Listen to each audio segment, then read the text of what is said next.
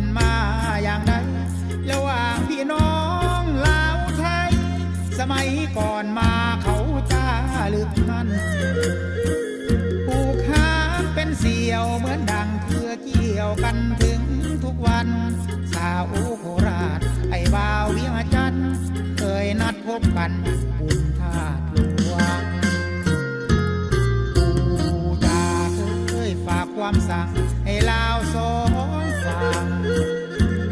เหมือนดังปู่การไกลในสวง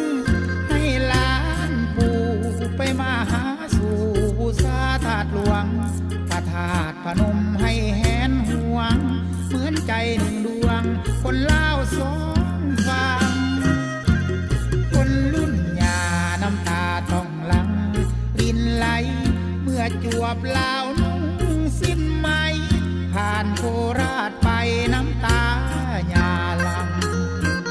สาวมือกอดแนบสวงอกเหมือนใจจะพังคิดฮอดอดีตความหลังสมัยยายังเนา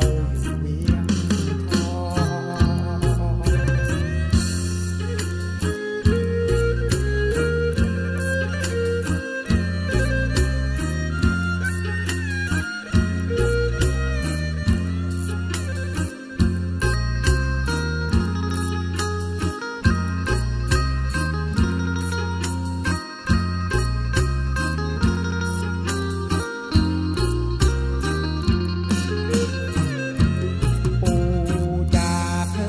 ฝากความสั่งให้ลาวสองฝั่งเหมือนดังปูการไกลในสูงให้หลานปู่ไปมาหาสู่บูชาธาตุหลวง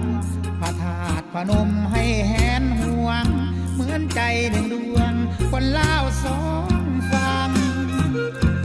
คนรุ่นยาน้ำตาต้องหลังรินไหลเมื่อจวบลาวนุ่งสิ้นไหมผ่านโคราชไปน้ำตาหยาหลังสาวมือกอดแนบสวงอกเหมือนใจจะพังคิดหอดอดีตความหลังสมัยยายังเน่าอยู่เวี